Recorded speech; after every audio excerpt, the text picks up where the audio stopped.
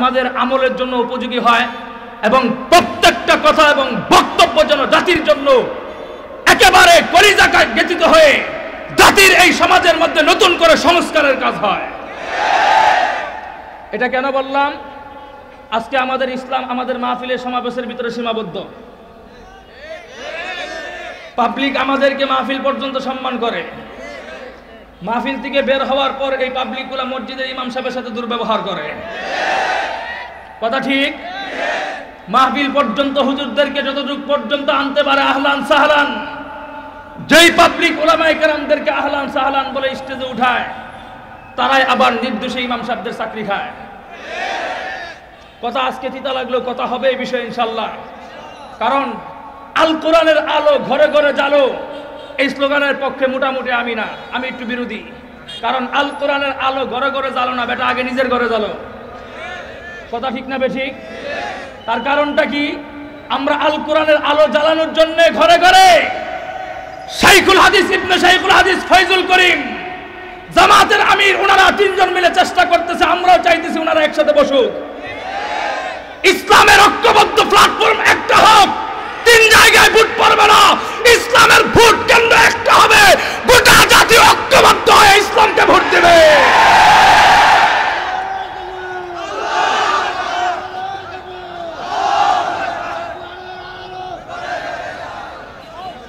মোহতারাম হাজরিন, স্লোগান দিবেন না আবার হাসবেন, লজ্জা লাগার কথা।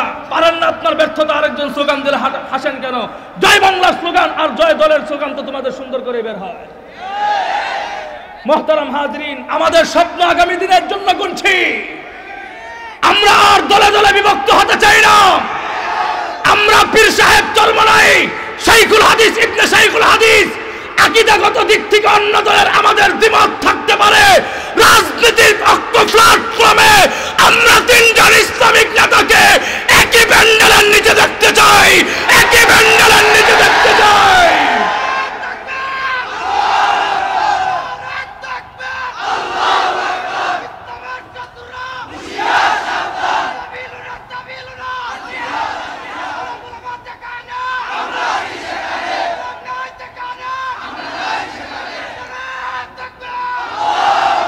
পরিষ্কার বুঝেন। উল্লেখিত আয়াতের আলোচনা শুরু করবার আগে আমি আপনাদেরকে আবার নতুন করে বুঝাই। দেখেন, আমরা যে আজকে এখানে উপস্থিত হয়েছি, এই মাহফিলটা যদি আপনারা 5 তারিখের আগস্টের আগে আয়োজন করতেন, ব্যবসায়ী কমিটি মারান, একটা কমিটিও মাহফিল করার দুঃসাহস করতে পারতেন না। তারাতে গিয়ে বারবার হাজিরা দেওয়া লাগতো, আর আপনাদের পায়জামাগুলো দিনে 13 বার গরম হয়ে যাইত।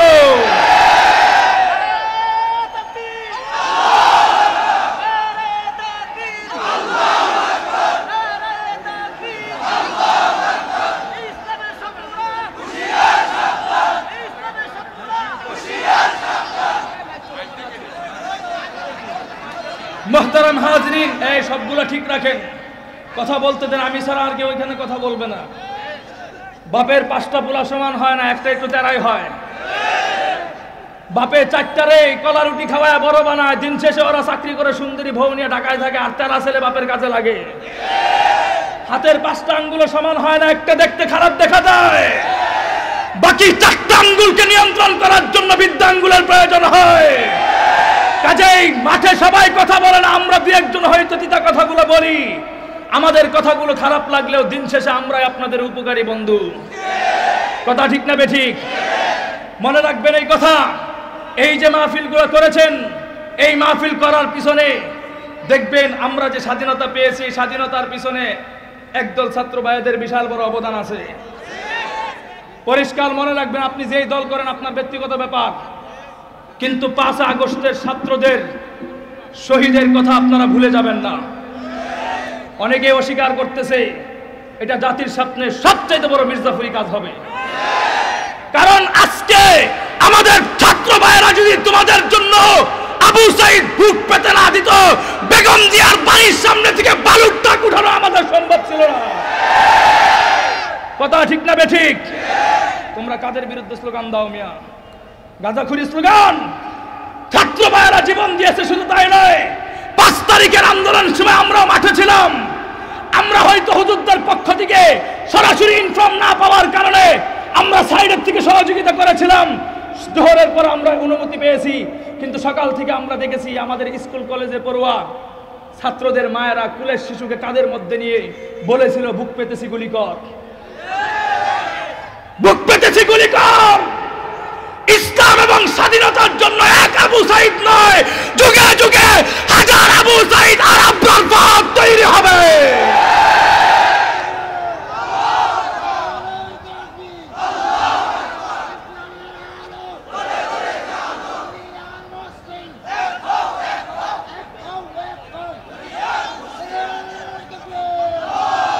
মুহতারাম হাজরিন, যেই সমস্ত ছাত্র ভাইয়েরা আমাদের জন্য বুক পেতে গুলি খেয়ে শাহাদত বরণ করেছিল, ওরা যখন আন্দোলনের সিচুয়েশন গুছিয়েছিল, মনে রাখবেন আমাদের এই ছাত্র ভাইয়েরা কিন্তু রাজনীতি বুঝতো না। ওরা যখন রাজনৈতিক আন্দোলন করতে যায়, ওরা রাজনৈতিক আন্দোলন করার ক্ষেত্রে কিন্তু বিএনপির 18 দলের পক্ষ থেকে কোনো দাবি তারা উঠায় নাই। কথা বলেন? আর ছাত্র ভাইয়েরা যখন আন্দোলন করতেছিল, ওরা আমাদের মজলুম ওলামায়ে কেরামদের পক্ষ থেকে কোনো দাবি উঠায় নাই।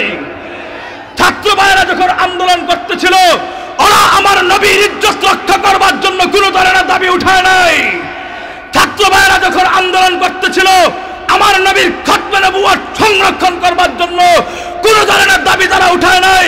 বরঞ্চ ছাত্র ভাইয়েরা ওদের নিজস্ব কিছু যৌক্তিক দাবি উঠিয়েছিল। তারা পরিষ্কার দাবি করেছিল যে আমরা মেধাবী দেশের মধ্যে ছাত্ররা জীবিত থাকা অবস্থায় মানিকগঞ্জ থেকে এক ল্যাংটা নর্তকী মমতাজ রাতের বেলায় 10 পুরুষের বিছানা গরম করে দিনের বেলায় সংসদে গিয়ে মিশকাত আর বুখারী শরীফের দোষ দিবে, এটা বাংলাদেশের ইমামদাররা বরদাস্ত করতে পারে না।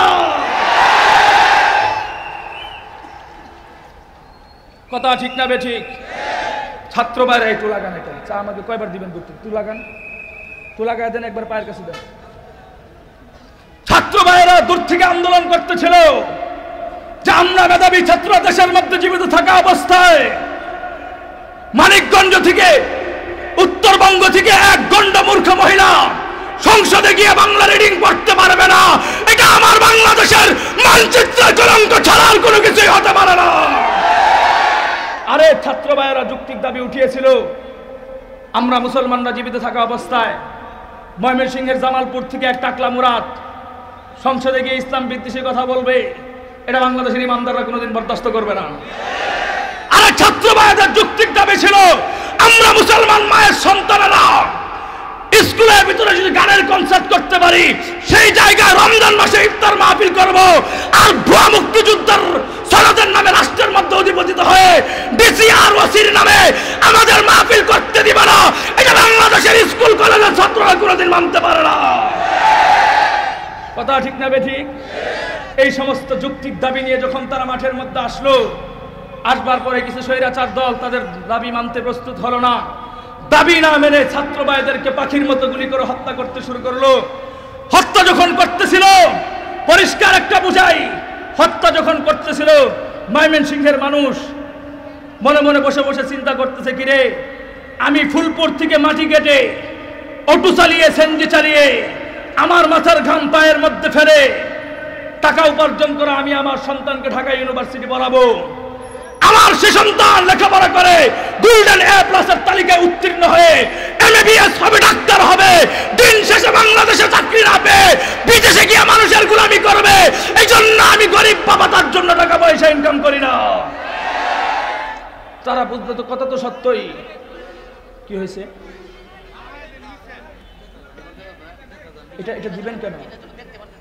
আচ্ছা আচ্ছা, কথাটা বুঝেন তো। তাদের যৌক্তিক দাবি ছিল আমার সন্তানকে আমি কষ্ট করে পড়াশোনা করাবো, আর সে সন্তান দিন শেষে মানুষের বাড়িতে বিদেশ গিয়ে গোলামি করবে, এটা আমি গরিব বাবা, এই জন্য টাকা পয়সা কামাই না। কাজেই বাবাও তার সন্তানের পক্ষ নিল। আপনারা শুনেছিলেন যে ইতিহাসটা বুঝবার কথা নয়, লাইভের মাধ্যমে শাইখুল হাদিস ইবনে শাইখুল হাদিস বাংলার বঙ্গবাগ, তার একটা বক্তব্য ভাইরাল হয়েছিল। যখন ছাত্র ভাইদের উপর গুলি চালানো হয়, এমন সময়ে আমাদের জিন্দা শাহজালালকে জেল থেকে মুক্তি দেওয়া হয়, অথচ ওলামায়ে কেরামদের তখন কিন্তু ত্বরান্বিত কোনো দাবি ছিল না। কারণ ওলামায়ে কেরামদের একটা আস্থা ছিল এই দেশের মাধ্যমে যুবকদের মধ্যে একটা বিপ্লব ঘটে উঠবে। আমরা বিপ্লবের আশায় ছিলাম, কিন্তু ওই বিপ্লবটাকে বন্ধ করার জন্য আরেকটা ষড়যন্ত্র করলো। কি ষড়যন্ত্র? শাইখুল হাদিস ইবনে শাইখুল হাদিসকে মুক্তি দিল। মুক্তি দেওয়ার পর কি করলো? আবার মুক্তি দিয়ে ছাত্রদের আন্দোলন করাইতেছে। বাফসিল উলামায়ে কেরামদেরকে ঠান্ডা করে রাখবে। শুধু তাই নয়, শাইখুল হাদিস ইবনে শাইখুল হাদিসকে ডাইকা মুক্তি দিয়া এরপর আবার গোপনে নিয়ে স্বরাষ্ট্রমন্ত্রী বাসায় বৈঠক করছে। বৈঠক করে ওরা নিজেদের পক্ষ থেকে ছবি তুলে বুঝাই দিছে যে হেফাজত নেতারা রাষ্ট্রের অধিপতি আছে, ছাত্রদের বিপক্ষে অবস্থান করতেছে। তবে আমরা দিলে দিলে বিশ্বাস ছিলাম যে মামুনুল হক এক আল্লাহকে সন্তুষ্ট করার জন্য জেলে গিয়েছিল, সেই মামুনুল হক অন্ততপক্ষে বাংলাদেশে বিক্রি হতে পারে না। পরে সেটাই প্রমাণ হয়েছে, আসলে বিক্রি হয় নাই। সার্জিস আলমকে যেভাবে ভাতের হোটেলে নিয়ে ভাত খাওয়ানো হয়েছিল, মামুনুল হককে সেভাবে সেখানে নিয়ে খাওয়ানো হয়েছিল। কথা ঠিক না বেঠিক? বুঝলে বুঝপাতা, না বুঝলে এটা বুঝেন তো, কথাটা বুঝেন। শাইখুল হাদিস ইবনে শাইখুল হাদিস সবে মাত্র জেল থেকে বের হলো। বের হওয়ার পর দেখলো বাংলাদেশের মুসলমানদেরকে পাখির মতো গুলি করে হত্যা করা হচ্ছে। শাইখুল হাদিস চিন্তা করলেন যে আমি 3 বছর জেলে ছিলাম, আমার ফ্যামিলির সাথে কন্টাক্ট নাই, আমার স্ত্রীর সাথে আমার ভালো কোনো সম্পর্ক নাই, আমার ছেলের সাথে আমার কোনো ভালো কোনো সম্পর্ক নাই, দরকার নাই, সম্পর্কের প্রয়োজন নাই। আমি এক আল্লাহকে সন্তুষ্ট করার জন্য গোলামি করে জেলে গিয়েছিলাম, সেই আল্লাহকে সন্তুষ্ট করার জন্য আবার প্রয়োজনে জেলে যাব। মোবাইলের লাইভের মাধ্যমে পরিষ্কার ঘোষণা করে দিল, আমার আরেকটা ছাত্র ভাইয়ের লাশ যদি রাস্তার মধ্যে পড়ে, আমরা আলেম সমাজ সেই লাশ আর কবরস্থানে দিব না। ছাত্র ভাইদের লাশগুলো কাঁধের মধ্যে বহন করে রুট মাস করে দেশের জালেমের পতন ঘটিয়ে ছাড়বো। কথা ঠিক না বেঠিক? শাইখুল হাদিসের এই কিংবদন্তি বক্তব্য জালেমদের বুকের মধ্যে পাথরের মতো আঘাত করেছে। আঘাতের পর আঘাত করে যখন নিয়ন্ত্রণের শক্তি হারিয়ে ফেলেছে, ছাত্র ভাইদের যৌক্তিক দাবি ছিল কোটা সংস্কার করা, কিন্তু 5 তারিখে পীর সাহেব ফয়জুল করিম চরমনায় হুজুর সহ শাইখুল হাদিস সকলে ঐক্যবদ্ধ হয়ে নারায়ে তাকবীর আল্লাহু আকবারের ধ্বনি দিয়ে গোটা বাংলাদেশ থেকে 16-17 বছরের খুনি স্বৈরাচারকে জুতা পেটা করে দিল্লি পর্যন্ত পাঠিয়ে দিয়েছে, দিল্লি পর্যন্ত পাঠিয়ে দিয়েছে।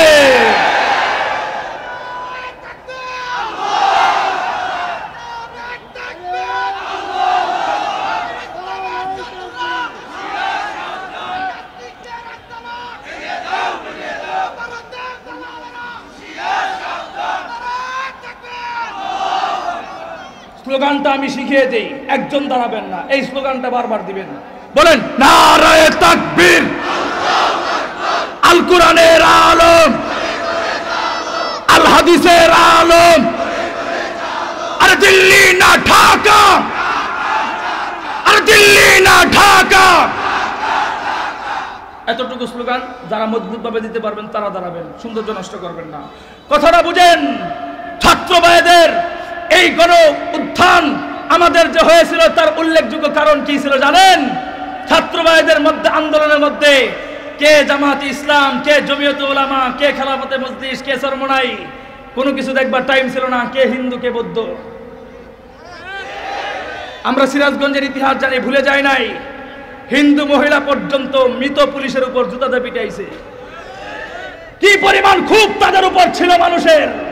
বিধর্মী একটা জাতি, হিন্দু মানুষ, পুলিশ মারা যাওয়ার পরও ওরা গিয়ে একটা জুতাতে পিটাইছে। তাহলে মানুষের কি পরিমাণ খুব তাদের উপর জমা ছিল। বিশ্বাস করেন এই কথা, আমরা মুসলমানরা ঐক্যবদ্ধ হয়ে স্লোগান পেয়েছিলাম, স্বাধীনতা পেয়েছি। কিন্তু মনে রাখবেন, স্বাধীনতা অর্জন করে কয়েকজন বলে জীবন দেওয়া সহজ, কিন্তু সেই স্বাধীনতাকে ধরে রাখা আমাদের জন্য কঠিন। কথা ঠিক না বেঠিক? তবে এই কথা মনে রাখবেন, ক্ষমতার হালুয়া রুটি বাটওয়ারা করার জন্য যদি ইসলামের নেতারা যে যার যার চেয়ারের জন্য ব্যস্ত হয়ে যায়, আর বিগত 16-17 বছর আমাদেরকে 14 দল যেভাবে ঠেঙ্গাইছে, অপেক্ষা করেন 18 দল আবার ঠেঙ্গাবে। কথা ঠিক না বেঠিক? এই জন্যই তো আমরা বলি, বিগত বছর আমি আর তুমি যদি মুসলমানরা দলে দলে যদি বিভক্ত না হয়ে যেতাম, আমি আর তুমি যদি এ জাতির মধ্যে মুসলমানরা যদি দলে দলে বিভক্ত না হয়ে সমাজের মধ্যে সুন্নি আর ওয়াহাবি বলে পার্থক্য করবার চেষ্টা না করতাম, আরে আমি আর তুমি যদি এ জাতির মধ্যে মুসলমানরা দলাদলি না করে কওমি আর আলিয়া মাদ্রাসার বিভেদ করবার চেষ্টা না করতাম, তাহলে এদেশের লাখ কোটি উলামায়ে কেরামদের উস্তাদুল আসাতিজা, হেফাজতের নেতা শাইখুল হাদিস আল্লামা হাফেজ জুনায়েদ বাবুনগরীকে রিমান্ডে নিয়ে মৃত্যুর পথযাত্রী করবার দুঃসাহস কেউ করতে পারত না। আরে আমি আর তুমি যদি এ জাতির মধ্যে দলে দলে বিভক্ত না হয়ে যেতাম, তাহলে এদেশের লাখ কোটি মানুষদের হৃদয়ের স্পন্দন মুফাসসির কোরআন আল্লামা দেলওয়ার হোসেন সাঈদীকে জেলের ভিতরে বন্দী করে হত্যা করার দুঃসাহস কেউ করতে পারত না। কথা ঠিক না বেঠিক? তাহলে এগুলা করার দুঃসাহস তারা কোত্থেকে পেয়েছিল? তার এক নম্বর কারণ হচ্ছে আমরা মুসলমানরা দলে দলে বিভক্ত হয়ে গিয়েছিলাম, যেই সুযোগে বাতিল গোষ্ঠীগুলো আমাদেরকে আলাদা আলাদা করে ঠেঙ্গাইছে। মনে রাখেন, আবারও ঠেঙ্গাবে। কি করবে? আবারও ঠেঙ্গাবে, শুধু নাম চেঞ্জ হবে, আর কিচ্ছু না, যদি আমরা দলে দলে বিভক্ত হয়ে যাই। কথা ঠিক না বেঠিক? এই জন্য আমি কয়েকদিন আগে একটা বক্তব্য দিয়েছিলাম, অনলাইনে প্রচুর পরিমাণ ভাইরাল হয়েছিল। বক্তব্যটা জাতি রিসেপশন করেছে, যৌক্তিক কথা ছিল এটা। আমি বলেছিলাম বড়দের প্রতি দৃষ্টি আকর্ষণ করে আমি শাইখুল হাদিস ইবনে শাইখুল হাদিসের প্রতি আবদার রেখেছিলাম। শাইখুল হাদিস ইবনে শাইখুল হাদিস, আপনি আপনার দলকে ডান সাইডে রাখেন, আপনি আপনার দলকে বাম সাইডে রাখেন। পীর সাহেব ফয়জুল করিম, আপনি আপনার দলকে বাম সাইডে রাখবার চেষ্টা করেন। জামাতে ইসলামের আমির, আপনি আপনার দলকে বাম সাইডে রাখেন। শুধুমাত্র মুসলমানদের নিরাপত্তার জন্য আপনারা তিনজন ইসলামের নেতা এক প্ল্যাটফর্মে এসে মুসলমানদের নিরাপত্তা দেওয়ার ব্যবস্থা করেন, মুসলমানদের নিরাপত্তা দেওয়ার ব্যবস্থা করেন।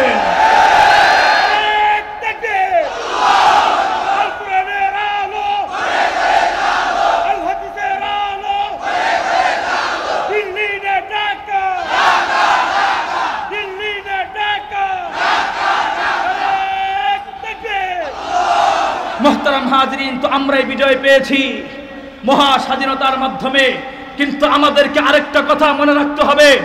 ৭১ যখন আমাদের দেশটাকে স্বাধীন করা হয়েছিল, সেই স্বাধীনতার সময় যারা শাহাদত বরণ করেছিল, প্রত্যেকটা শহীদি ফ্যামিলি তোমরা তল্লাশি করবা, খবর নিয়ে দেখবা একটা হিন্দুর ফ্যামিলি ছিল না, সব হচ্ছে মুসলমান মায়ের সন্তান। আর আসতে বলেন, ৫ আগস্টে যারা শাহাদত বরণ করেছে, প্রত্যেকটা মায়ের সন্তান হচ্ছে মুসলমান মায়ের সন্তান, হিন্দুদের সন্তান। কিন্তু আমাদের দেশের মধ্যে আমরা সংখ্যালঘুদেরকে যথেষ্ট পরিমাণ সম্মান করি। কথা ঠিক না বেঠিক? কিন্তু ৫ তারিখে আমরা হুজুররা মন্দির পাহারা দিয়েছিলাম, যেটা ইসলাম সমর্থন করে না। কিন্তু আমরা মন্দির কেন পাহারা দিয়েছিলাম সেটার উদ্দেশ্য তোমাদের জানা থাকা দরকার। আমরা উলামায়ে কেরাম হিন্দুদের মন্দির পাহারা দিয়েছিলাম মূর্তির নিরাপত্তা দেওয়ার জন্য নয়, তাদের মন্দিরগুলো আমরা পাহারা দিয়েছিলাম ছাত্রলীগের হাত থেকে তাদের জীবনের নিরাপত্তা দেওয়ার জন্য। কথা ঠিক না বেঠিক? মূর্তির নিরাপত্তা দেওয়ার জন্য আমরা মন্দির পাহারা দেই নাই, হিন্দুদের জীবনের নিরাপত্তা দেওয়ার জন্য আমরা পাহারা দিয়েছিলাম। কথা পরিষ্কার? এখন কথাটা বুঝেন, এই সুযোগে ওরা দুর্বলতার ব্যবহার করছে। কি ব্যবহার জানেন? ওরা হিন্দুরা আমাদের সাথে দুর্ব্যবহার করছে। একটা কথা আছে না, উপকার করলে গালালাতি, উপকার করলে গালালাতি। এটা যারা না বুঝেন, টাকার লেনদেন যারা করছেন, দেখবেন আপনার কাছ থেকে যারা টাকা হাওলাত নিতে আসে, পায়ে পরে হাতে ধরে, হাওলাত দিতে দেরি হবে, টাইমটা ওভার হবে, আপনার পায়ে ধরতে হবে। কথা বলেন? এখন কথাটা বুঝেন। এই জন্য হিন্দুরা আমাদের সাথে সুযোগ ব্যবহার করে কি করছে জানেন? ওরা আমাদের আলিফ হত্যা করছে। কি হত্যা করলো? আলিফ হত্যা করার পর গোটা বিশ্বে আমরা পরিচয় দিয়েছি ওরা সংখ্যালঘু হওয়ার পর আমরা ওদের সাথে কুকুরের মতো আচরণ করি নাই। কথা ঠিক না বেঠিক? কারণ আমি আমার আদর্শ মায়ের কাছে ছোটবেলায় বই থেকে শিক্ষা গ্রহণ করেছি। আমি কোনো নাস্তিকবাদের কাছ থেকে শিক্ষা গ্রহণ করি নাই, আমি আমার মায়ের কাছ থেকে শিক্ষা গ্রহণ করেছি। বাংলা কবিতার মাধ্যমে আবৃত্তি শিখেছি। কুকুরে কামড় দিয়েছে পায়ে, বিদায় কি মানুষের কামড়? কুকুরে পায়ে কামড় দেওয়া শোভা পায়? আমরা কুকুরে পায়ে কামড় দেই নাই, গোটা বিশ্বে জানিয়ে দিয়েছি আমরা মুসলমানরা শান্তশিষ্ট একটা ফ্যামিলি। কিন্তু ঘটনাক্রমে কি হলো? হিন্দুরা যারা বাড়াবাড়ি করে, দেখবেন যে আপনাদের ফুলপুর বাজার হয় না, বাজারের মধ্যে দেখবেন ওই বাজারের মধ্যে একটা ব্যক্তি এসে ওষুধ বিক্রি করে। কি বলে জানেন? আগ দিলেও মরে, দাগ দিলেও মরে। আছে না নাই? লাফায়া লাফায়া মরে, চিতিয়া মরে। আছে না নাই? এরকম স্টাইলে দেখবেন একজন ওষুধ বিক্রেতা ইন্ডিয়ার মিডিয়ার মধ্যে লাফায়। আর আসতে বলেন, গাঁজা মাথুর মাথা লাফায়া লাফায়া বলে কি জানেন, ওরা আমাদের ফেনী দখল করবে। কি দখল করবে? বেটা তুই হুমকিটা ফেনীরে দিলি কেন, ব্রাহ্মণবাড়িয়াতে দিতি। আর আসতে বলে ব্রাহ্মণবাড়িয়াতে দিতি, দেখতি কত ধানে কত চাল। কথা ঠিক না বেঠিক? তোমরা আমাদেরকে ফেনী দখল করা হুমকি দাও, তোমরা যে কেমন দখল করবা ওটা আমরা যশোরের অনুষ্ঠান থেকে শিক্ষা গ্রহণ করেছি। যশোরের একটা মাদ্রাসার ছাত্ররা যেমন খুশি তেমন সাজো একটা অনুষ্ঠানে প্লাস্টিকের বন্দুক নিয়ে দাঁড়াইছিল, যেই বন্দুক দিয়ে শুধুমাত্র বেলুন ফুটে, ওই বন্দুক দেখা দাদা বাবুদের ধুতি ভিজা গেছে। আর আসতে বলে তাহলে এই মুসলমান যদি তোমাদের সাথে বিরুদ্ধ হয়ে নারে তাকবীর আল্লাহু আকবারের ধ্বনি দেয়, খোদার কসম খেয়ে বলি ইন্ডিয়ার ওই লাল কেল্লার মধ্যে মুসলমানদের পতাকা উঠতে সবেমাত্র 1 মাস টাইম আমাদের লাগবে না। আর বাংলাদেশের হিন্দু ভাইদেরকে বলি, তোমাদেরকে প্রতিশোধ নেওয়ার জন্য আমাদের মুসলমান যুবকের প্রয়োজন নাই। শুধু প্রত্যেকটা বিভাগের কথা বলি, ময়মনসিংহের জেলার যদি হিন্দুদেরকে উৎখাত করতে হয় বেশি দূর যাওয়া লাগবে না। বালিয়া মাদ্রাসার নুরানি ছাত্র এবং নাজারা ছাত্র, হেসখানা ছাত্রগুলা, বড় মসজিদ মাদ্রাসার নুরানি এবং নাজারা ছাত্র, এবং কি মাকজান মাদ্রাসার নুরানি এবং নাজারা ছাত্র, 3টা মাদ্রাসার ছাত্র যদি বারান্দা থেকে দাঁড়ায় প্রস্রাব করে দেয়, গোটা বাংলা ময়মনসিংহের হিন্দুরা নদীতে ভাইসা ভাইসা দিল্লি চলে যাবে। কথা ঠিক না বেঠিক? তাহলে তোমাদের সাথে লড়াই করার জন্য আমাদের শক্তির প্রয়োজন হয় না, ছোট্ট বালকরা প্রস্রাব করে দিলে তোরা ভেসে যাবি।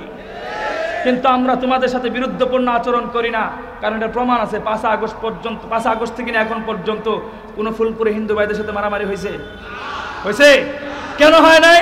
আমরা যাতে যাতে ভাই, কিন্তু প্রত্যেক দলেই তো কিছু উগ্রবাদী থাকে। ওরা কি বলে জানেন? ওরা হিন্দুত্ববাদ রক্ষা করার জন্য নাকি ইসকনে যোগ দিবে। বেটা তোরা আমাদেরকে হুমকি দেশ, আমাদের কালেমা রক্ষা করার জন্য, হিন্দুত্ববাদকে উপড়ে ফেলার জন্য আমরা প্রয়োজন আল কায়দা যোগ দিতে পারি। কথা ঠিক না বেঠি? পৃষ্ঠার পর পৃষ্ঠা কথা আছে, কাদেরকে তোমরা ভয় দেখাও। আমরা মুসলমানরা ইন্ডিয়ার তুলনায় সংখ্যালঘু হতে পারি, কিন্তু আমাদের আওয়াজের তুলনায় তোদের অস্ত্রগুলো সংখ্যালঘু। আমাদের তাকবীরের ধ্বনির সামনে তোদের ওই বুলেট কামানগুলো হচ্ছে সংখ্যালঘু। না হয়তো তোরা আমাদের প্লাস্টিকের বন্দুক দিকে তোরা আজকেন বেটা। কথা ঠিক না বেঠি? ডক্টর ইউনূস মাথায় টুপি দিলে ওদের মাথা গরম হয়ে যায়। কথা ঠিক না বেঠি? এখন কথাটা বুঝেন। তা আমরা যে স্বাধীনতা পেয়েছি এটার মূল কারণটা কি? উল্লেখযোগ্য কারণ হচ্ছে আমরা মুসলমানরা ঐক্যবদ্ধ ছিলাম। 71-এর পর থেকে 5 আগস্ট পর্যন্ত আমার এই সোনার বাংলা, বিগত বছর রাজনীতির মারামারি হয়েছে। আমার এই সোনার বাংলা বিগত বছর 71-এর পর থেকে 5 আগস্ট পর্যন্ত আমরা দেখেছি শহীদ প্রেসিডেন্ট জিয়াউর রহমানের আদর্শ রাষ্ট্র পরিচালনা হয়েছে। আর আসতে বলে 71-এর পর থেকে 5 আগস্ট পর্যন্ত আমার এই সোনার বাংলা বিগত বছর ইন্ডিয়ার থেকে ভাড়া করা কবি রবীন্দ্রনাথ ঠাকুরের আদর্শ রাষ্ট্র পরিচালনা হয়েছে। 71-এর পর থেকে 5 আগস্ট পর্যন্ত আমার এই সোনার বাংলা বঙ্গবন্ধুর আদর্শ রাষ্ট্র পরিচালনা হয়েছে। তবে ও মুসলমান, 71-এ যেহেতু আমরা শহীদ হয়েছি, 5 আগস্ট যেহেতু আমরা শহীদ হয়েছি, আমরা দেশের মধ্যে সংখ্যাগরিষ্ঠ মুসলমান আগামী নির্বাচনে কে ক্ষমতায় যাবে সেটা আমাদের দেখবার বিষয় নয়। তবে পরিষ্কার দাবি, আগামী দিনের রাষ্ট্র আর কোনো ব্যক্তির আদর্শ পরিচালনা হবে না। আগামী দিনের সোনার বাংলা পরিচালনা হবে তোমার আমার নেতা, সকল মানুষের ধর্মভিত্তিক অভিনেতা মুহাম্মদের আদর্শ রাষ্ট্র পরিচালনা হবে। মুহাম্মদের আদর্শ রাষ্ট্র পরিচালনা হবে। মাউত কোথায় এখানে?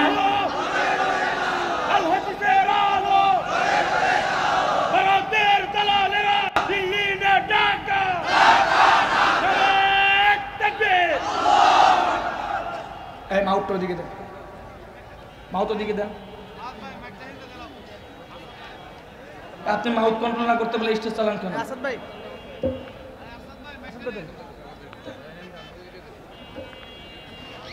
প্রত্যেকটা মুসলমানের মায়ের সন্তানদেরকে তাকবীর শিখতে হবে। কথা ঠিক না বেঠিক? আরে শিক্ষা গ্রহণ করবেন। এখান থেকে স্লোগান না দিতে পারলে গজওয়ে হিন্দের স্লোগান উঠলে হা করে তাকায় থাকবেন। আর প্রস্তুতি কোথায় গ্রহণ করবেন? আগে একটা সময় ছিল জিহাদের আলোচনা করলে হুজুররা আমাদেরকে গাড় মটকা দেওয়ার চেষ্টা করতো, বলতো এই দেশে নাকি পরিবেশ নাই। কি নাই? পরিবেশ নাই এই কথা বলে দমায়াত তো ঠিক আছে। এখন এটাও বলেন যে তাকবীরের পরিবেশ নাই। এই তাকবীরগুলো যে আমরা এখন শিখতে না পারি আর শিখবো কোত্থেকে? কথা ঠিক না বেঠিক? মুহতারাম হাজরিন, যেই কথা বলতে চাই, আল্লাহ পাক রব্বুল আলামিন আমাকে তোমাকে বিজয় দান করেছেন। এই বিজয় যে দিবেন আল্লাহ কোরআনে ওয়াদা করেছেন, অঙ্গীকার করেছেন, কমিটমেন্ট করেছেন। আল্লাহ বলতেছেন ওয়ালিল্লাহিল ইজ্জাতু ওয়া লিরাসূলিহি ওয়া লিল মুমিনিন। আল্লাহ বলতেছেন ইজ্জত এবং সম্মান এটা আমি দুনিয়াতে দান করেছি নবী এবং রাসূলদেরকে। এতগুলা মানুষ সুবহানাল্লাহ আওয়াজে তো আসতে মিয়া। আরে বেটা, এখান থেকে সুবহানাল্লাহ পড়তে দেরি হয়, রহমতের ফেরেশতা তোর জন্য জান্নাতের ভিতরে গাছ লাগাইতে দেরি হয় না। তো আল্লাহ বলতেছেন ইজ্জত এবং সম্মান এটা আমি দুনিয়াতে দান করেছি নবী এবং রাসূলদেরকে। অতঃপর আমার আল্লাহ বলতেছেন এই ইজ্জত এবং সম্মান এটা আমি দুনিয়াতে দান করেছি ময়মনসিংহের ফুলপুর সাধারণ পাবলিক ইমানদারদেরকে। তো আল্লাহ বলতেছে তুমি হলে ইজ্জতের জাতি, আমি হলাম ইজ্জতের জাতি। তুমি হলে সম্মানের জাতি, আমি হলাম সম্মানের জাতি। কিন্তু দোস্ত, আল্লাহ যে তোমাকে আমাকে সম্মান দিয়েছেন, আল্লাহর এই কোরআন আয়াতটাকে যে একটু ডান সাইডে রাখি আর গোটা পৃথিবীর ভয়াল মানচিত্রটাকে যে একটু বাম সাইডে রাখবার চেষ্টা করি, তাহলে আমরা দেখতে পারবো গোটা এই পৃথিবীর মধ্যে আল্লাহর এই কোরআন আয়াতের সাথে পৃথিবীর মানচিত্রের কোনো মিল। তাহলে আপনারা কি বলতেছেন, আমার আল্লাহ কি কোরআন আয়াতের মধ্যে মিথ্যা বলতেছে? তাহলে আমরা যে দেখতেছি ফিলিস্তিনে মুসলমানরা মার খাচ্ছে, আরাকানে খাচ্ছে, এটা মিথ্যা? না, কোনোটাই মিথ্যা নয়। তাহলে আল্লাহর এই কোরআনটাকে আপনারা বিশ্লেষণ করবেন কিভাবে? আরে বেটা, বিশ্লেষণ করবা কিভাবে জানতে চাও? আল্লাহ তো বলেছেন ইমানদারদেরকে ইজ্জত দান করবেন। আরে আমি আর তুমি তো সেই ইমানদার, যেই ইমানদার প্রতিদিন মাগরিবের পর থেকে মোবাইলে ডাটা এমবি চালু করে আর টিভি চালু করে সারা রাত মোবাইলে টিভি দেখি, ফজরে আজান দিলে ডাটা বন্ধ করে ঘুম যায়। আমাদের ফজরের নামাজ নাই। আমি জানি এই অবস্থা আসতেই হবে, কারণ এই পাবলিকটা এখানে বেশি। আর আসতে পারে ফজরের নামাজ নাই, গেল সকাল 10টায় ঘুম থেকে উঠে নিজের চাকরির ডিউটিতে যায় পেট পালার জন্যে। বেটা মনে রাখেন, নামাজ যে পড়েন না, আল্লাহ খাবার চাহিদা কুত্তারও দিছে।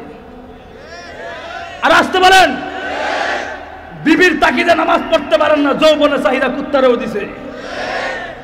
ফ্যামিলির তাকিদে আপনি নামাজ পড়েন না, আরে কুকুররাও দেখবা সমাজের মধ্যে যেই ঐক্যবদ্ধ হয়ে চলে, তোর ফ্যামিলি এত ঐক্যবদ্ধ হয়ে চলতে পারে না। তাহলে আল্লাহ কুকুরকেও যৌবন দিছে, কুকুরকেও খাওয়ার চাহিদা দিছে, সবকিছু আল্লাহ কুকুরকেও দিছে, তোমারও দিছে, আমারও দিছে। কিন্তু বেশ কম তো সব একরকম হয়ে যায় যদি তুমি আমি নামাজ না পড়ি।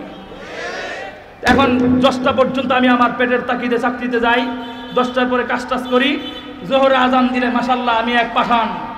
আজানের সময় চাকরি থেকে বের হয়ে বাড়িতে আসি, ফুল টাইম গোসল করে খানা খাই। কথা বলেন? এদিকে জোহরের নামাজ নাই, জোহর গেল, জোহরের নামাজ পড়ে সবাই যখন আসে, আমি দাদা বাবু আগুন ধরাইতে ধরাইতে আবার চাকরিতে যাই। আবার গেলাম চাকরিতে, 4টা পর্যন্ত 5টা পর্যন্ত আসর আজান পর্যন্ত চাকরি করলাম। আসর আজান শেষ, ফুলপুর খেলার মাঠে আমার যাইতে দেরি হয় না। একটাও ঠিক বলবেন না জানি, কারণ সমাজের প্রত্যেকটা অঞ্চলে এগুলাই তো ঘটে। আসরের সময় সারাক্ষণ খেলা দেখলাম, খেলা দেখতে দেখতে আসর পার করে দিলাম। আসর পার করে দেওয়ার পর মাগরিবের সময় কিছু মুসল্লিরা মসজিদে যায়, আলহামদুলিল্লাহ আমি আর তুমি যাই না। ওই মাগরিবের নামাজের সময় আগুন ধরাইতে ধরাইতে আস্তে আস্তে চাষটলে যাই। চাষটলে যাওয়ার পরে কাজ কি জানেন? কয়েকজন মিলে একসাথে হয়, একসাথে হওয়ার পর কথা উঠায়, কিরে আমাদের ফুলপুর বাস স্ট্যান্ড মসজিদের ইমাম সাহেব কি জোহরের নামাজ ঠিক মতো পড়াইছে?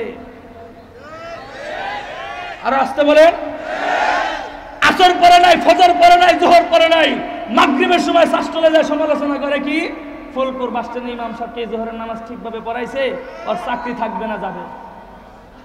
আছে না নাই? আছে দিকেই তো আওয়াজ নাই। আছে না নাই? কথা বুঝলেন? আমার আসরও নাই, আসর গেল, মাগরিবও গেল। মাগরিবের পর থেকে দেখবেন টিভি দেখতে থাকে, এছাড়া আজানের সময় দোকানদার সাউন্ড কমা দেয়, এছাড়া বিরক্ত হয়। বিরক্ত হয়ে চিন্তা করে কি এখন যদি বাড়িতে না যায় গিন্নি রাতে ভাত নাও দিতে পারে, এই জন্য আগুন ধরাইতে ধরাইতে এছাড়া আজানের সময় বাড়িতে যায়। ফুল নামাজের টাইম খানা খায়, খানা খাওয়ার পর শুয়ে পড়ে। 5 ওয়াক্ত নামাজের মধ্যে 1 ওয়াক্তও নাই। বলেন কয়জন দাঁড় করাইলে দাঁড় করতে পারবেন যে হুজুর আমরা আজকে কালকে 5 ওয়াক্ত নামাজ পড়ছি? আমি মনে করব এখানে সংখ্যালঘু, অধিকাংশই আছে আমাদের 5 ওয়াক্ত নামাজ নাই। তাহলে আমি আর তুমি তো সেই ইমানদার যার ফজর থেকে নিয়ে আসা পর্যন্ত কোনো নামাজ নাই। তাহলে আল্লাহ তোমাকে আমাকে ইজ্জত দিবে কেন? আমাকে বলো একটু, তুমি আমাকে একটু বোঝাও, আল্লাহ আমাকে কেন ইজ্জত দিবেন? আল্লাহর কি ঠেকাটা পড়ছে? তারপরেও কিন্তু আল্লাহ তোমার কোনোদিন জিজ্ঞাসা করে নাই। দুনিয়াতে একমাত্র বিনা স্বার্থে যদি কেউ ভালোবাসে, ইনি হচ্ছে তোমার আল্লাহ। ফজরের নামাজ না পড়লেও খাবার দেয়, পড়লেও খাবার দেয়। জোহরের নামাজ না পড়লেও খাবার দেয়, পড়লেও খাবার দেয়। ও বান্দা, তোমার কি আল্লাহর প্রতি একটু দয়া হয় না? তুমি কেন নামাজ পড়ো না? কথা ঠিক না বেঠিক? তাহলে আল্লাহর এই কোরআন আয়াতটাকে কিভাবে বিশ্বাস করি জানতে চাও? আরে আল্লাহর কোরআন আয়াতটাকে তো আমরা এভাবে বিশ্বাস করি। বলবেন হুজুর, আমরা 5 ওয়াক্ত নামাজ না পড়তে পারি, জুমা হলেও তো পড়ি। জুমার নামাজ না পড়তে পারি, 2 ঈদের নামাজ হলেও তো পড়ি। 2 ঈদের নামাজ না পড়তে পারি, কারো না কারো জানাজারে তো যায়। হুজুর, এতটুকু তো ঈমান আছে। এখন যদি ময়মনসিংহের ফুলপুরে কোনো যুবক এসে বলে, হামিদি সাহেব, আজকে মাহফিলের প্যান্ডেলের উপর যে আসমান ছিল, সে আসমান আজকে উল্টে গিয়ে জমিনে রূপান্তরিত হয়েছে, আমরা সাধারণ ইমানদার চোখ বন্ধ করে বিশ্বাস করে নিব, আমাদের কোনো আপত্তি থাকবে না। আবার যদি কেউ এসে বলে, হামিদি সাহেব, প্যান্ডেলের নিচে যেই জমিন ছিল, সেই জমিন আজকে উল্কা হয়ে আসমান রূপান্তরিত হয়েছে, আমরা সেটাও বিশ্বাস করব। কিন্তু গোটা পৃথিবীর কোন গাঁজাখুর যুবক এসে যদি আমাকে বলে, আজকে ফজরের পরে আল্লাহর দেওয়া কোরআনের এক কালো অক্ষর পরিবর্তন হয়ে গিয়েছে, আল্লাহর দেওয়া কোরআনের একটি আয়াত পরিবর্তন হয়ে গিয়েছে, আল্লাহর দেওয়া কোরআনের একটি বিধান পরিবর্তন হয়ে গিয়েছে, খোদার কসম খেয়ে বলি, জীবন চলে যাবে, শাহাদাত বরণ করব, কোশ্চেন কেন ওই গাঁজাখুরদের বক্তব্য আমরা কোনোদিন বিশ্বাস করতে পারি না। এটা আমাদের ঈমান, এটা হচ্ছে আমাদের আল্লাহর প্রতি ভালোবাসা, এটা হচ্ছে আমার আল্লাহ তাআলার প্রতি অকাট্য বিশ্বাস। কিন্তু আল্লাহ যে তোমাকে আমাকে ইজ্জত দান করবেন, বন্ধু বলেন তো দেখি, আল্লাহ ইজ্জত দেওয়ার ক্ষেত্রে কিছু নিয়ম আছে না নাই? আর আসতে বলেন।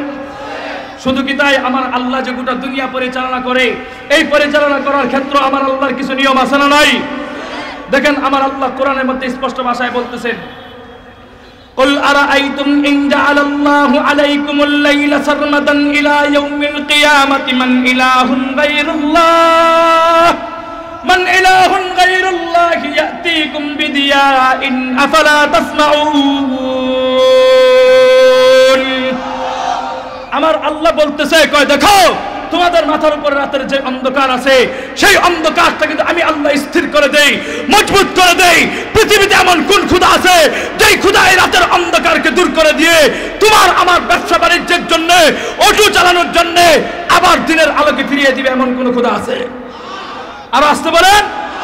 শুধু তাই নয়, আমার আল্লাহ আবার বলতেছে, কয় দেখো, তোমাদের মাথার উপরে দ্বিপ্রহরে যে রৌদ্রটা ওঠে, এটা ঠিক মাঝখানে আসবার পরে আমি আল্লাহ যদি স্থির করে দেই, পৃথিবীতে এমন কোন খোদা আছে যেই খোদা এই দিনের আলোটাকে সরিয়ে দিয়ে তোমার আরামের ঘুম, পশু পাখিদের আরামের ঘুম, নিদ্রার ঘুম ঘুমানোর জন্য আবার তোমাদের মধ্যরাতের অন্ধকারকে ফিরিয়ে দিবে? এমন কোন খোদা আছে? এখন মহিলাদের মতো আস্তে করে আওয়াজ দিবেন, যাতে এই আওয়াজ প্যান্ডেলে বাহিরে না যায়। বলুন তো দেখি, সন্ধ্যার সময় সূর্যটাকে ডুবিয়ে দেন কে? ফজরের সময় উদিত করেন কে? ও দোস্ত, মাটির গভীর নিচ থেকে নলকূপের মাধ্যমে তোমার জন্য আমার জন্য বিশুদ্ধ পানি পান করার জন্য পানির ব্যবস্থা করে দেয় কে? ও দোস্ত, শুধু তাই নয়, তুমি আমি ধান খেত করার জন্য যখন বৃষ্টির প্রয়োজন হয়, যমুনা নদীর এই পানিগুলো, পদ্মার ওই পানিগুলো, ব্রহ্মপুত্রের ওই পানিগুলো কুদরতি বাষ্পের মাধ্যমে আকাশের মধ্যস্থল পর্যন্ত পৌঁছিয়ে মেঘমালায় জমাকৃত করে তোমার জন্য আমার জন্য বৃষ্টি বর্ষণ করে দেয় কে? ও দোস্ত, এগুলো হচ্ছে আমার আল্লাহ তাআলার নিয়ম, এগুলো হচ্ছে আমার আল্লাহ তাআলার নীতি। এই নীতি শুধু আজকের জন্য নয়, আদিকাল থেকে চলছে, আজও চলবে, কালও চলবে। খোদার কসম খেয়ে বলি, ওয়ালান তাজিদা লিসুন্নাতিল্লাহি তাবদীলা। আমার আল্লাহর দেওয়া এই নিয়ম নীতির মধ্যে কিয়ামত পর্যন্ত কোন কুলাঙ্গার উপদেষ্টা মাহফুজুল হক আর তসলিমা নাসরিনের বক্তব্যের কারণে আমার আল্লাহর দেওয়া এই বিধান কোনদিন পরিবর্তন হবে? কথা ঠিক না বেঠিক? গাঁজাখুররা উপদেষ্টা হওয়ার পর মাতলামি করো, ইসলামের বিরুদ্ধে তুমি তৌহিদি জনতা বলে গালি দাও, পায়ের নিচে মাটি থাকবে না। সমস্ত সমন্বয়ক ভাইদের আমরা দৃষ্টি আকর্ষণ করে বলছি, আপনারা যখন একা চলবেন তখন আপনারা ব্যক্তি, কথা বলেন, যখন আপনারা উলামায়ে কেরামদেরকে সাথে নিয়ে চলবেন তখন আপনারা শক্তি। যেই দলকে হটাইছেন গিলে খেয়ে ফেলবে আলাদা চলতে গেলে, কথা ঠিক না বেঠিক?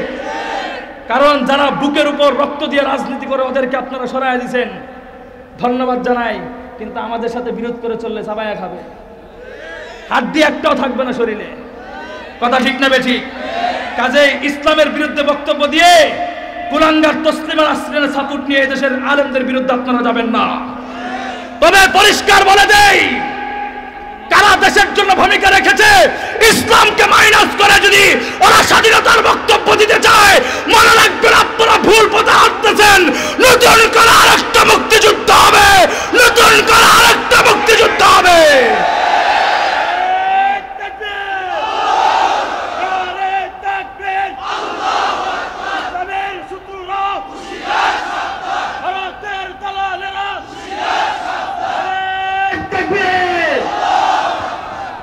মুহতারাম হাজরিন, কথাটা পরিষ্কার বুঝেন।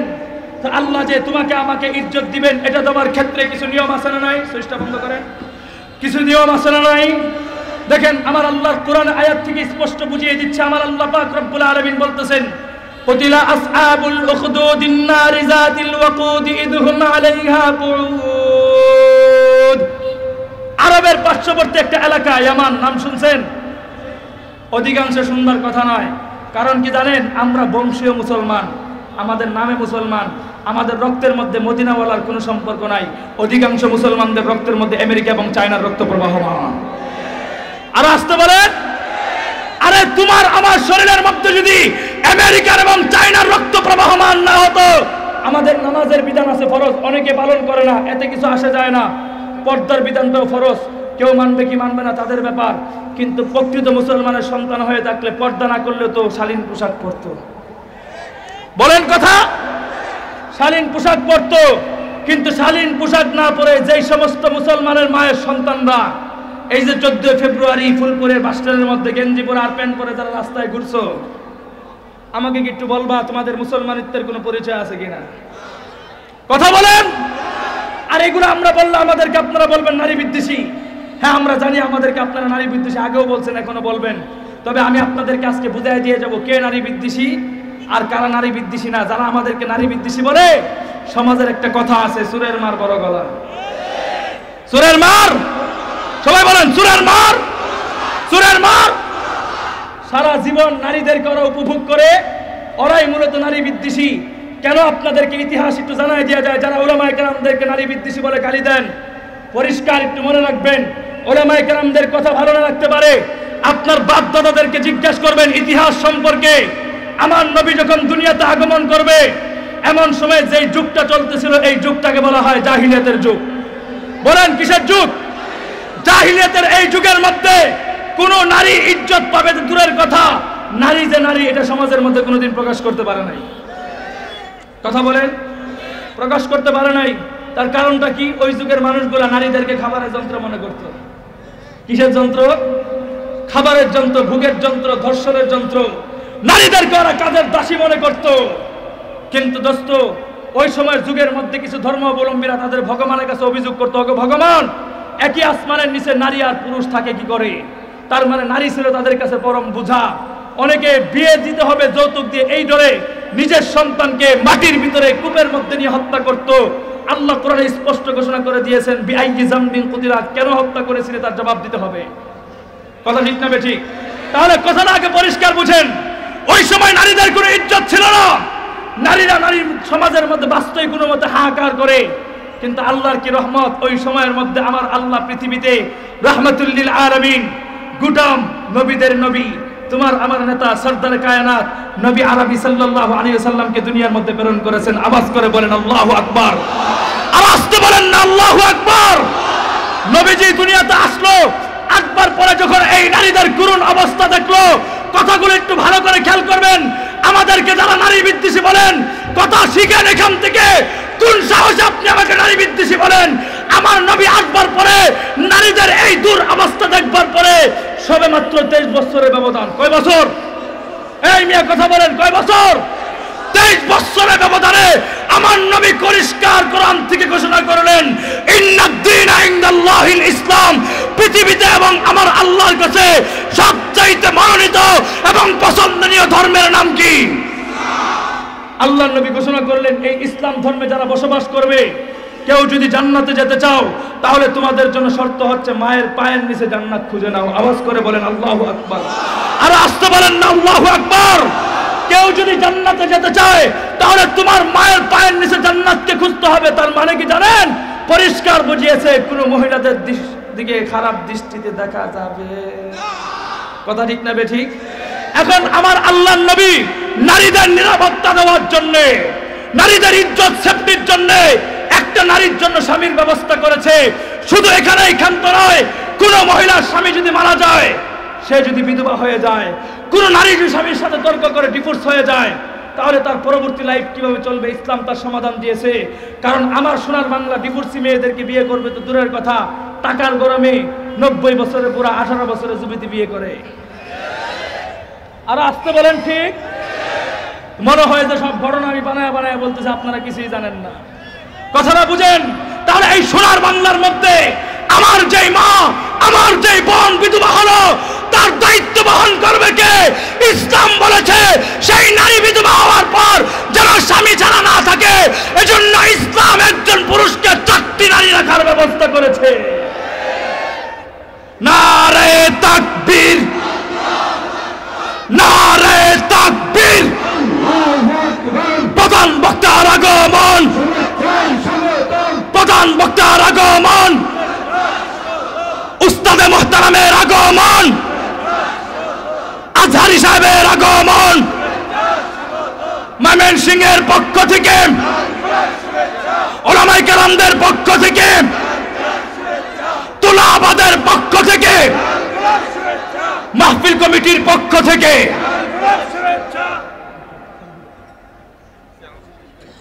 2 মিনিট আমি শেষ করে দিচ্ছি। দেখেন, শুধু এই কথাটা যারা বলে আমাদেরকে নারী বিদ্বেষী, পরিষ্কার বুঝেন, আমার নবী ওই নারীদের ইজ্জত রক্ষা করবার জন্য কোন মেয়ে ডিভোর্সি হওয়ার পর যেন একা একা না, এই স্টেজে কেউ কথা বলবেন না, মেহরবানি করে স্টেজে কেউ কথা বলবেন না, এই নারী যেন স্বামী ছাড়া চলতে না হয়, এজন্য আমার ইসলাম একজন পুরুষকে 4টা নারী রাখার অধিকার দিয়েছেন। কয়টা?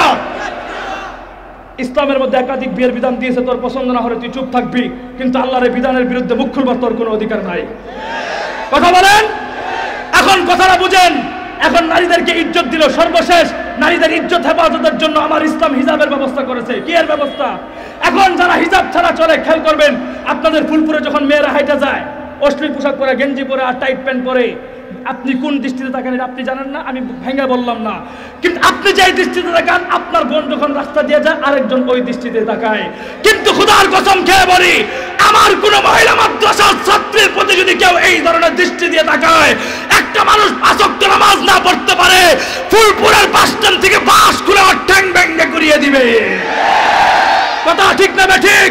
কিন্তু আমার এই সোনার বাংলায় পরিষ্কার কথা, আমার কোন বোন পর্দা করবে কি করবে না এটা তার ব্যক্তিগত ব্যাপার, কিন্তু আমার কোন বোন বুরকা পরে স্কুলে যাবে, আমার কোন বোন বুরকা পরে গার্মেন্টস সেক্টরে যাবে, গার্মেন্টস সেক্টরের মালিক আর স্কুলে হেড স্যার আমার বোনের বুরকার উপর হাত দেওয়ার চেষ্টা করলে খোদার কসম খেয়ে বলি, দেশের মধ্যে স্বৈরাচার নাই, আমরা মুসলমান ঐক্যবদ্ধ হয়ে সেই গাজাকুর হেড স্যারের হাতকে আমরা ভেঙে করিয়ে দিব, একটা হাতকে আমরা ভেঙে করিয়ে দিব।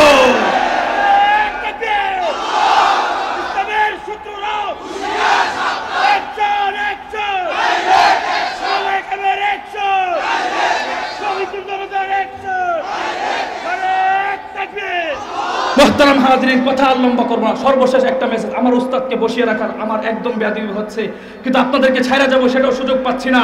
সর্বশেষ একটা কথা বলবো, আগামীতে কে ক্ষমতায় যাবে সেটা আমাদের দেখবার বিষয় নয়। আগামী নির্বাচন দেওয়ার আগে গোটা মুসলিম জাতির একটা দাবি, নির্বাচনের আগে সংসদের মধ্যে মজার লাইসেন্স বাতিল করা, ময়মনসিংহের নাজমা মুডিং বাতিল করা, পতিতা বাতিল করা এবং আল্লাহর প্রতি পূর্ণ আস্থা ফিরে দেওয়া ব্যতীত এই দেশের মানুষ নির্বাচন বরদাস্ত করবে না, নির্বাচন বরদাস্ত করবে না। নাসরুল্লাহি ওয়া ফাতহুন করিম। আসসালামু আলাইকুম।